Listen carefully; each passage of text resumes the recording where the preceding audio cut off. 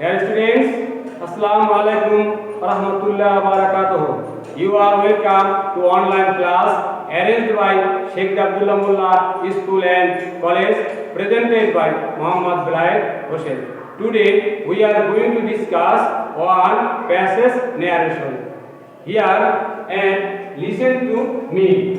এখানে আমরা গত সপ্তাহে আমরা প্যাসেজ ন্যারেশন সম্পর্কে আরেকটা লেকচার দিয়েছিলাম। এভাবে ধারাবাহিকভাবে আমরা আরো কিছু প্যাসেজ ন্যারেশন সম্পর্কে আলোচনা করব। তো গত সপ্তাহে আমরা আরো আলোচনা করেছিলাম টেন্স পরিবর্তন নিয়ম এবং পার্সন পরিবর্তনের নিয়ম।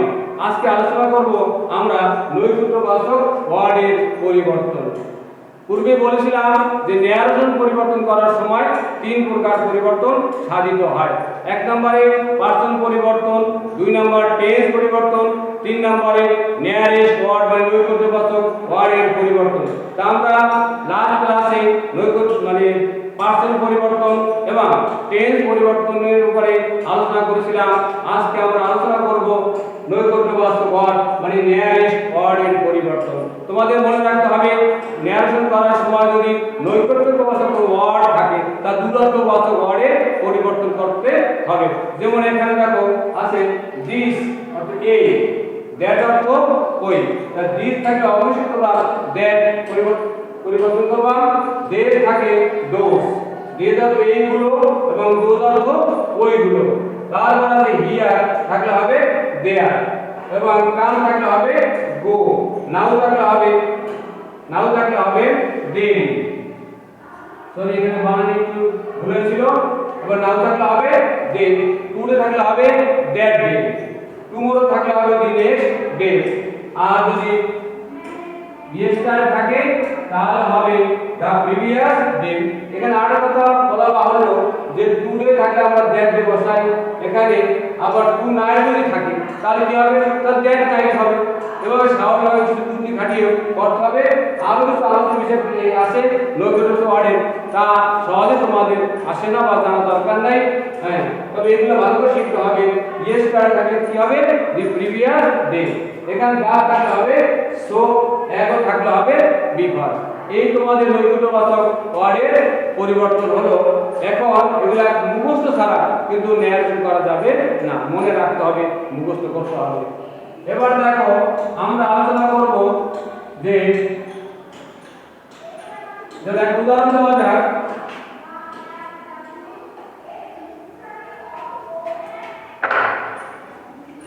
হি একটু ইজি দিলাম, হি said to me, তবে this is my book। এখানে আমরা একটা উদাহরণ দিলাম, he said to me this is my book। এখন পূর্বে বলেছিলাম যে এই যদি রিপোর্টিং ভার্ব যদি পাস্ট টেন্সের হয় তাহলে রিপোর্টিং স্পিচকে অনুরূপ পাস্ট টেন্স করতে হবে। তো এখানে সেড টু আছে, সেড টু পাস্ট টেন্স, সেইজন্য এই অকিলে ভার্ব ইজ আছে আমরা দিয়েছিলাম, সেই অকিলে ভার্ব ইজ থাকলে হবে ওয়াজ, এম থাকলে হবে অর এবং ওয়্যার থাকলে হবে আর থাকলে হবে ওয়্যার। তারপরে পার্সন ভেবে এগুলো ব্যবহার আলাদাও হবে। যেমন তার কি হবে, আমরা যদি এটা করি হি said to me, কমনে কি হবে, কমনে দ্যাট হবে। তারপরে দিস, এইটাকে নৈকট্যবাচক ওয়ার্ড, এটা দূরত্ববাচক ওয়ার্ডে কি হবে, দ্যাট। তাহলে দ্যাট হলো দুটো হলো, এক হলো কমনে দ্যাট করবে, আর একটা হলো এই দিসের দূরত্ববাচক ওয়ার্ডে হবে দ্যাট। আর এম ইজ আকারে কি হয়, ওয়াজ। আর এই যে মাই বুক, এই মাই থাকে কাকে ফলো করে, সাবজেক্টকে ফলো করে, কারণ মাই একটা ফার্স্ট পারসন। পূর্বে বলেছিলাম আই, উই, আওয়ার, আস, মাই থাকলে সাবজেক্ট অনুযায়ী পরিবর্তন হবে, অর্থাৎ সাবজেক্ট পরিবর্তন হবে। যেমন that was his, that of his book. এইগুলো একটা এক্সাম্পল। যদি আর একটা এক্সাম্পল দেই,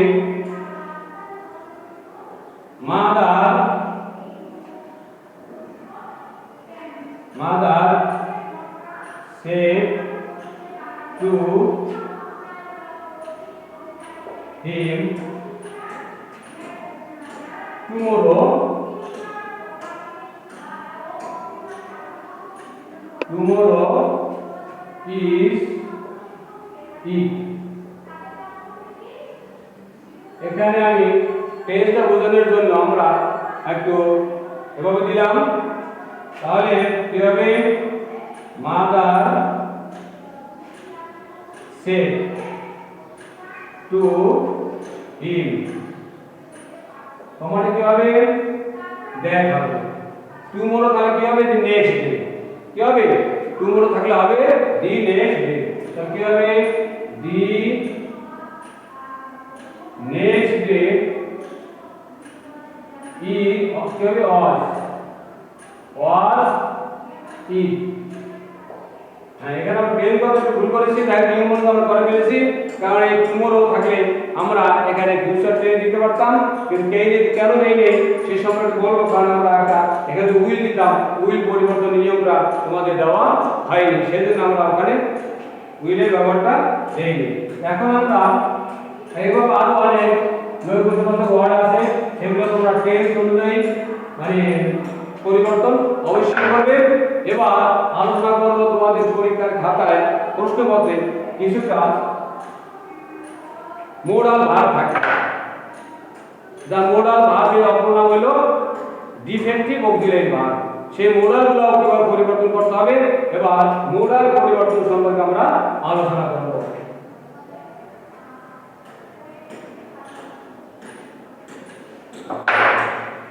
এখানে আমরা লিখতে পারি চেঞ্জ অফ মোডাল, মোডাল এখানে আমরা অক্সিলারি ভাবে লিখতে পারি, না কোনো সমস্যা নাই। কি হবে মোডাল, মোডাল কি কি থাকে শ্যাল অথবা যদি উইল থাকে, শ্যাল বা উইল থাকে উড বসাবা, উড ক্যান থাকলে হবে কুড, ক্যান থাকলে হবে কুড, তারপরে মে থাকলে হবে মাই,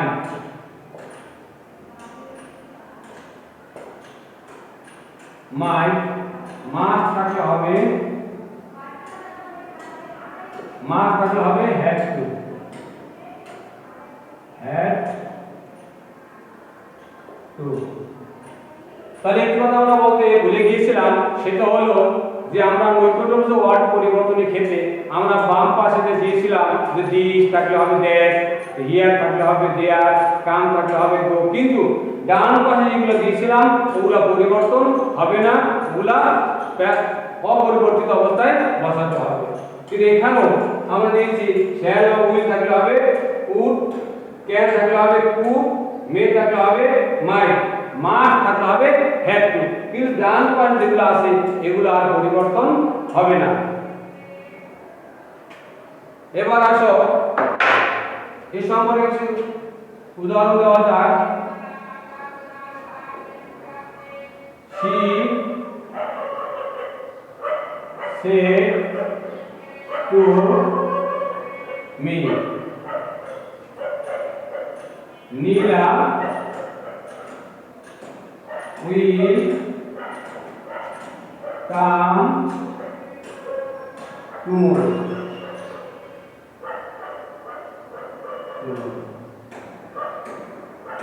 কি হলো এখানে আমরা যখন পরিবর্তন করব, আমরা কিন্তু বলেছিলাম সেট টু পরিবর্তে আমরা টোল ব্যবহার করতে পারি, তবে ডাইরেক্ট ক্রিয়ার সাথে কখনো সেট টু এর পরিবর্তে টোল বা টেক ব্যবহার করা যাবে না। তবে আর কথা মনে রাখতে হবে যে সেট টু পরে পরিবর্তন যদি আমরা টোল বসাই তাহলে আমরা টু বসাতে পারবো না, এবং এই অবজেক্ট ছাড়াও আমরা টোল ব্যবহার করতে পারবো না। তাহলে তোমাদের জন্য পরামর্শ হলো তোমরা টোল ব্যবহার না করে সর্বদা তোমরা সেফটি ব্যবহার করতে পারো, এজন্য তোমাদের নির্বাচন কোনো ভুল হবে না। যেমন দেখো she told me, এখানে যদি অবজেক্ট না থাকতো তাহলে আমরা টোল দিতে পারতো না, তাহলে আমরা সেডই দিত। হ্যাঁ, আবার টোল এর পর টু বসবে, তখন কি হবে দ্যাট হবে, বলছিলাম পার্সন পরিবর্তন নিয়মে পার্সন যদি থার্ড পার্সনের হয় তাহলে সেটা আর পরিবর্তন হবে না। যেমন নীলা আছে, সেই নীলাই হবে, নীলা একটা নাম, নীলা উদাহরণ কি হবে, উড হবে, নীলা উড। কাঙ্কাল কি হবে, গো। টুমোরো কি হবে, দি নেক্সট ডে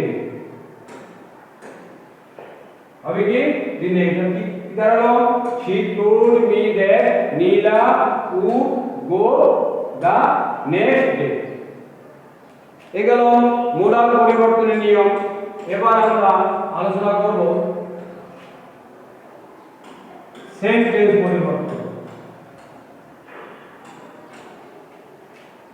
যেমন সেন্টেন্স পাঁচ প্রকার: assertive, imperative, interrogative, objective, exclamatory. এই প্রত্যেকটা সেন্টেন্সেরই টেন্সগত পরিবর্তন হয়, তবে অ্যাসার্টিভ সেন্টেন্সটা একটু আলাদা। যা আমরা এতক্ষণ অদ্যবধি আলোচনা করেছি তা সবই অ্যাসার্টিভ সেন্টেন্স। তাহলে আমাদের এই অ্যাসার্টিভ সেন্টেন্স সম্পর্কে আলোচনা করতে তত সমস্যা হওয়ার কথা না। তবে একটা কথা মনে রাখতে হবে,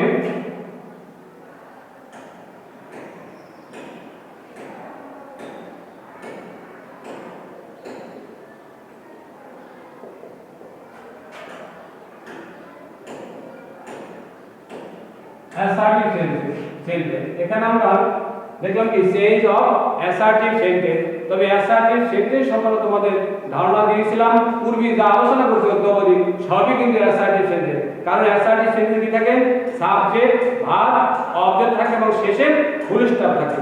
তাই সবই আমরা আলোচনা করছি, সবই অ্যাসার্টিভ সেন্টেন্স। তবে অ্যাসার্টিভ সেন্টেন্সের আর একটা রুল আছে, সেটা হলো বক্তার মূল উক্তিতে যদি চিরন্তন সত্য ঘটনা থাকে তা পরিবর্তন হয় না, শুধু কম আউটে দ্যাট বসে। তবে চিরন্তন সত্য ঘটনা কি পরিবর্তন হবে না, শুধু কম আউটে দ্যাট বসে। এভাবে একটা উদাহরণ দেখো, the teacher said to the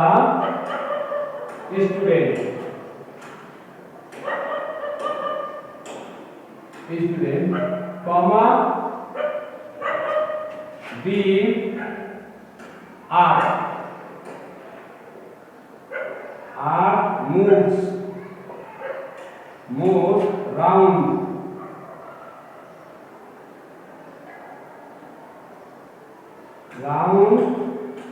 the sun। দেখি শিক্ষক ক্লাসে বলল যে পৃথিবী সূর্যের চারদিকে ঘোরে। এটা একটা চিরন্তন সত্য ঘটনা, যাকে ইংরেজি বলে ইউনিভার্সাল ট্রুথ। সেই চিরন্তন সত্য ঘটনার কোনো পরিবর্তন হবে না, শুধু এই কম আউটে দ্যাট বসবে। তাহলে কি দাঁড়ালো, the teacher said to the student common কি হবে, দ্যাট হবে, তার কি পরিবর্তন হবে না। ডি পূর্বে বলেছিলাম যে বক্তার মূল উক্তি তথা রিপোর্টেড স্পিচের ভিতরে প্রথম অক্ষর বড় হাতের হয়, সেজন্য আমরা ডি বড় করে, কিন্তু দ্যাটের পরে প্রথম অক্ষর কি হবে, ছোট হাতের হবে, সেজন্য ডিটা ছোট হাতের হবে। The earth moves round the sun। সূর্য পৃথিবী সূর্যের চারদিকে ঘুরে। আচ্ছা, এখানে আমরা আরো চিরন্তন সত্য ঘটনার একটা উদাহরণ দিতে পারি। এখন তোমাদের জানতে হবে চিরন্তন সত্য ঘটনাগুলো কি কি। যেমন চিরন্তন সত্য ঘটনা আছে, তৈল অপেক্ষা পানি ভারী, বা পানি অপেক্ষা তৈল হালকা, বড় পানিতে ভাসে, honesty is the best policy, সততাই সর্বোৎকৃষ্ট পন্থা। এভাবে আবার the sun sets in the west, 2 and 2 make 4। এগুলো হলো চিরন্তন সত্য ঘটনা। এই চিরন্তন সত্য ঘটনার কোনো পরিবর্তন হবে না, চূড়ান্ত সত্য ঘটনা আরো আছে। যেমন একটা উদাহরণ দিই তোমাদের, he said to them, then honesty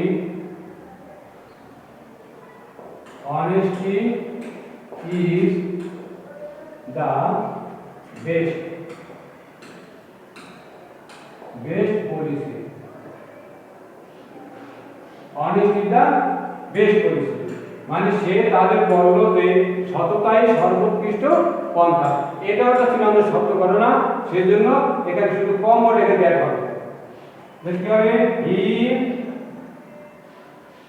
said to them that honesty এখানে হবে ইজি হবে। honesty is the best policy.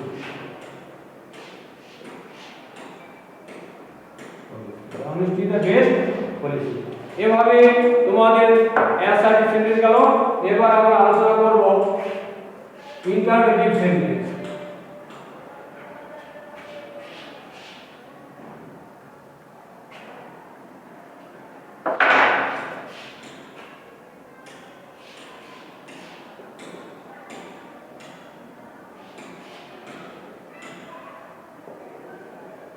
Interrogative sentence, তাহলে ইন্টারোগেটিভ সেন্টেন্সটা তো জানতে হবে যে সেন্টেন্স দ্বারা কোনো ব্যক্তি বস্তু সম্পর্কে জানতে চাওয়া হয়, অর্থাৎ প্রশ্ন করা হয়, তাকে বলে ইন্টারোগেটিভ সেন্টেন্স। সেই ইন্টারোগেটিভ সেন্টেন্সের ন্যারেশন পরিবর্তন করার সময় তোমাদের অবশ্যই কিছু রুল ফলো করতে হবে।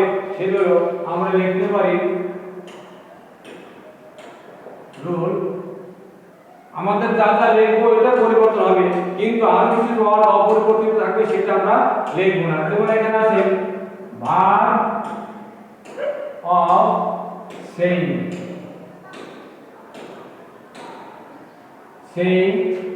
এর পরিবর্তে ভার্ব অফ সেইং এর পরিবর্তে হবে আস্ক। ভার্ব অফ সেইং এর লিখে কি ভার্ব অফ সেইং বলতে সেড কে বোঝায়, সেড টু কে বোঝায়, এর পরিবর্তে হবে ভার্ব অফ সেইং এর পরিবর্তে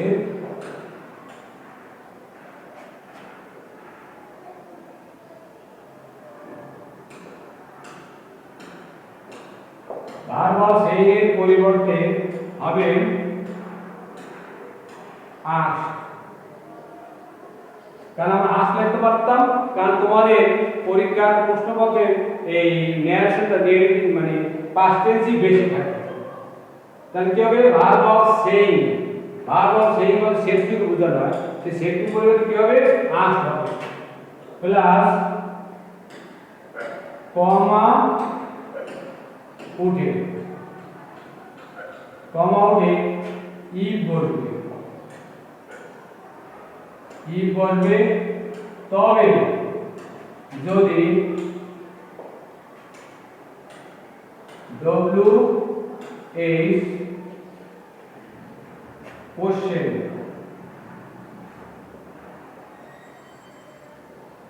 কোশ্চেন মার্ক থাকে, তাহলে সেই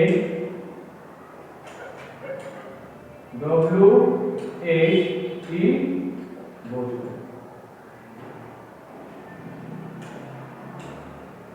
বলবে প্লাস সাবজেক্ট প্লাস ভার্ব, এর যদি ভার্ব বসবে প্লাস আমরা এক্সটেনশন দিতে পারি, বাকি অংশ যথাযথ নিয়মে বসবে। তাহলে কি দাঁড়ালো যে ভার্ব অফ সেইং মানে সেটটির পরিবর্তে হবে আস্ক, এবং কমা উঠে তুমি এত শিখেছো হবে দ্যাট বসবে, কিন্তু ইন্টারোগেটিভ দ্যাট বসবে না, বসবে ইফ অথবা WH কোশ্চেন থাকে, মানে how, what, who, where, when, এগুলোকে WH কোশ্চেন বলে। এগুলো থাকলে ইফ না বসে কি বসবে, সেই WH কোশ্চেনটি বসবে। তাহলে তোমাদের বই পুস্তকগুলো থাকবে যে ইয়েস নো কোশ্চেন থাকবে, ইয়েস নো, অর্থাৎ অক্সিলিয়ারি ভার্ব দ্বারা প্রশ্ন করলে তার একটা উত্তরে ইয়েস অর নো আসবে, তখন ইফ বসবে। অত কিছু তোমাদের জানা দরকার নাই, তোমরা তার উল্টো পারো, ডবলেস কোশ্চেন থাকলে ডবলেস কোশ্চেন বসাবো, আর ডবলেস কোশ্চেন না থাকলে ইফ বসাবো। তার মানে এই সাবজেক্ট বসবে, অর্থাৎ ইন্টারমিডিয়েট সেন্টেন্সে সাবজেক্টটা আগে থাকে কিন্তু পরে থাকে, কিন্তু অক্সিলিয়ারি ভার্বটা আগে থাকে। কিন্তু যখন নেয়ারেশন পরিবর্তন করবা তখন সাবজেক্ট আগে আনবা এবং তারপরে ভার্ব বসাইয়া বাকি অংশ যথাযথ নিয়মে করতে হবে। তবে দেখো এখানে একটা উদাহরণ দেখো, হি said to the boy,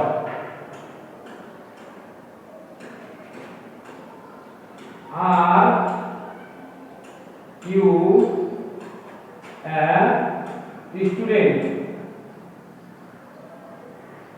Are you a student? তাহলে কি করো মনে রাখবা যে অর্থাৎ যে নেয়ারেশন যে টেন্সে থাকবে নেয়ারেশন তোমরা যখন ইনডাইরেক্ট করবা তখন সেটাকে অ্যাসার্টিভ করতে হবে, অর্থাৎ আগে সাবজেক্ট আনতেই হবে, সেটা ইন্টারোগেটিভ হোক, ইম্পারেটিভ হোক, অপেটিভ হোক আর এক্সক্লেমেটরি হোক, সব ক্ষেত্রেই তোমাদের সাবজেক্টটা আগে আনতে হবে, অর্থাৎ অ্যাসার্টিভ হয়ে যাবে। এবার কি হবে, আমরা ভার্ব অফ সেই মানে সেট টু পরিবর্তে কি বসাবো, আমাদের সাবজেক্ট ঠিকই থাকবে, বসাবো আস, তারপরে অবজেক্ট বসবে দি বয়। কমনে কি হবে, এখানে অক্সিলিয়ারি ভার্ব দ্বারা প্রশ্ন আছে, সেদিন কি হবে ইফ হবে। ইফের পরে এখানে আছে আর আছে, এই আরটাকে তোমার পরিবর্তন হইয়া এই যে সাবজেক্ট ইউ আছে তারপরে যাবে, অর্থাৎ ইউ থাকলে কাকে ফলো করে, এটা পার্সন পরিবর্তনের নিয়ম, ইউ থাকলে তোমার এই অবজেক্টকে ফলো করবে, মানে অবজেক্ট অনুযায়ী পরিবর্তন হবে। তাহলে ইউ আছে দি বয়, এর পরিবর্তন পূর্ণ লিখতে হবে কি হি, তাহলে হচ্ছে এনি আর থাকলে ওয়াজ হবে, হি ওয়াজ এ স্টুডেন্ট না। এখানে কি আমাদের তবে এই আজকের পরিবর্তে আরো ওয়ার্ড বসানো যায়, এনি করা বসানো যায়, ওগুলোর দরকার নেই আমাদের, তাহলে আমরা একটাই শিখবো যে আজ বসানো।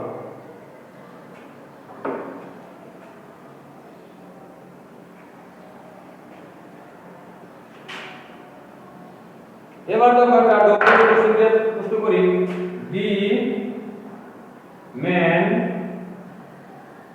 Shed to the boy, what is your name?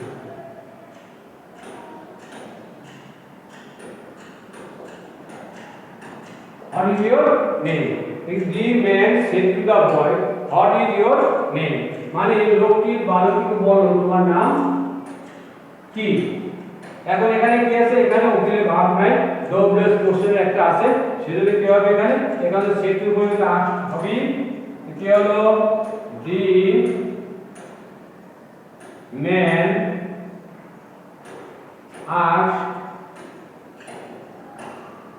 দা বয়, কি হবে এবার ই হবে না, হবে কি ডবলেস কোশ্চেন আছে, সেই ডবলেস কোশ্চেনটি বল হট এই ইওর নেম ভেরিয়েবল সাবজেক্ট, এটা আগে আসবে, তারপরে এই অক্সিলিয়ারি ভার্বটা বলবে। তাহলে your name third person second person, সেজন্য এই অবজেক্ট অনুযায়ী পরিবর্তন হবে, কি হট হিজ, এখানে ইওরটা পজিটিভ অবস্থায় আসবে, অর্থাৎ পজিটিভ সবসময় নাউন সহকারে বসে, নাউন ছাড়া পজিটিভ অ্যাডজেক্টিভ বসে না, সেজন্য কি হবে এই ইওরটা আমাদের বয় অনুযায়ী পরিবর্তন হবে, এখানে এটা পজিটিভ করতে হবে, হিজ নেম ওয়াজ, কি হলো এখানে the man said to the boy what is your name, মানে লোকটি বালককে জিজ্ঞেস করলো তোমার নাম কি, এরপর নির্ণয় করতে হবে দি ম্যান সাবজেক্ট বসলো, তারপর সেড টুর পরিবর্তে আমরা কি হবো আস বসাবো, তারপর অবজেক্ট বসবি, তা কমন কি হবে তোমার অক্সিলিয়ারি ভার্ব নাই, সেজন্য ডবলেস কোশ্চেন আছে, সেই ডবলেস কোশ্চেনটি বসবে, তারপরে আমাদের এই সাবজেক্ট আগে আসবে ইওর নেম, এই ইওরটা এখানে পজিটিভ অবস্থায় আছে, অর্থাৎ পজিটিভ এই যে ডি বয়কে ফলো করবে কি হবে হি ইজ নেইং, তারপরে এম ইজ আফটার কি হয় ওয়াজ হয়। এভাবে আমরা আজকে দুইটা সেন্টেন্স সম্পর্কে আলোচনা করলাম। এরপরে আমরা আরো বিষয় নিয়ে আলোচনা করব। তোমরা অবশ্যই এই প্যাসেজ নেয়ার সম্পর্কে আলোচনা করব। এই নেয়ারগুলো টু দি পয়েন্ট তোমরা দেখবা এবং মুখস্থ করবে, এর মধ্যে অনেক মুখস্থ করার জিনিস আছে। তবে তোমাদের পরে আমরা আছে কি ইম্পারেটিভ, অপারেটিভ, এক্সক্লেমেটরি সেন্টেন্স সম্পর্কে নেক্সট ক্লাস আমরা আলোচনা করব। আর যা পূর্বে বুঝিয়েছি একটু ভালোভাবে তোমরা শিখবা। That's for all, best of all, thank you very much for staying us.